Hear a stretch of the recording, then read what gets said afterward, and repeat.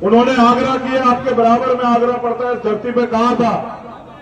उन्होंने कहा मुझे मेरे पढ़े लिखे लोगों ने धोखा दिया, और रोते हुए बाबा साहब अम्बेडकर ने कहा जो बात मैं आपसे आज कह रहा हूं, इसको अपने आत्मसात करना और अपने दिल और दिमाग में बिठाना।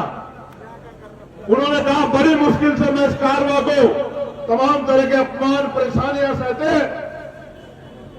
बड़ी मुश्किल से मैं इस कारवा को यहां तक लेके आया हूं। अगर आप इसको आगे नहीं ले जा सकते तो इसको पीछे मत जाने दें। तालियां बजाने की बजाय मेरी बात पे गौर करना। आप नौजवान हो, देश की रीढ़ हो, और आने वाले कल में समाज का, इस देश का नेतृत्व करोगे, और इस समाज से जो है बड़े बड़े पहले भी ताकतवर विद्वान बाबा साहब अम्बेडकर के रूप में निकले। बाबा साहब अम्बेडकर ने कहा कि तमाम तरह की परेशानी अपमान सहकर भी बड़ी मुश्किल से मैं इस कारवा को यहां तक लेके आ पाया।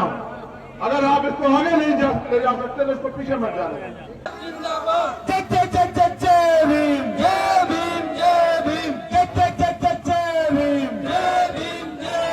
सभी भाइयों से हाथ जोड़ करके निवेदन करता हूं कि प्लीज व्यवस्था बनाएं और अपने अपने स्थान लेने का काम करें। देखिए जो हमारे साथी, हमारे कार्यकर्ता, ये जो लोग खड़े हैं अपनी अपनी जगह ले लें। देखिए बड़े भाई एडवोकेट चंद्रशेखर आजाद जी मंच पर पहुंच गए हैं, और उन्हीं के साथ हमारे बड़े भाई जतिन बक्सर जी भी उन्हीं के साथ मंच पर उपस्थित है। शनि महापंचायत से जो बड़े भाई जतिन, ताला खराब हो गया, मैंने उसकी अलमारी की ताली लगवाई। और एक घर में आपने देखी होती है, वो एक तो चूहा होता है, एक होती है चकचुंदर। एक चकचुंदर वो बेचारी ताला लगने के बाद खूब परेशान।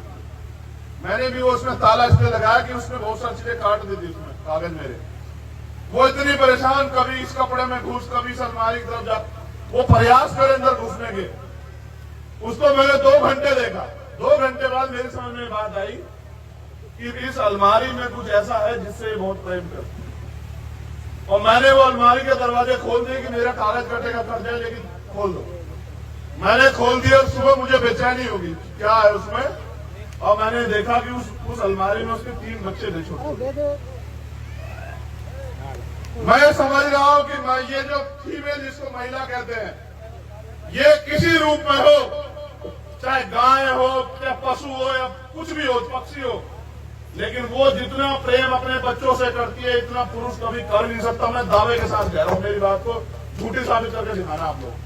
इतना प्यार करते हैं उस माँ को, उस बहन को सम्मान देने के बजाय हमारे समाज के लोग वो ये कहते हैं कि बेटियां बोझ है।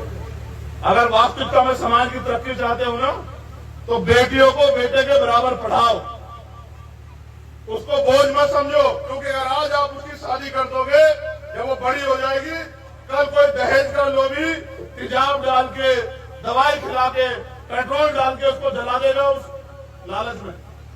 और ये रोज हो रहा है, इसका दर्द है मुझे, इसलिए आपसे कह रहा हूं। मैं आज आपसे कोई राजनीतिक बात नहीं करूंगा। मैं कह रहा हूं कि मेरी बहनों को भी वो बराबर के अधिकार तो जो आप भाइयों को दे रहे हो, उनको भी पढ़ाओ, उनको बनाओ डॉक्टर, इंजीनियर, वकील, जज बनाओ उनको। और फिर देखो उनके लिए लाइन कैसे लगती है शादियों की, जैसे लड़कों के लिए लगती है ऐसे लगेगी। वो बोझ नहीं रहेंगे आपके ऊपर। लेकिन समाज को अपनी सोच को बदलना पड़ेगा। जब तक बेटियों को पराया धन समझोगे, पहले शिक्षा महापुरुषों के लिए तो लो। अगर मां सावित्रीबाई फुले ना होती तो क्या राष्ट्रपिता ज्योतिबा फुले स्कूल बना लेते? उनका साथ देने के लिए वो थी जो कहती थी कि घबराना नहीं, इसे आगे बढ़ाएंगे, आगे बढ़ाएंगे।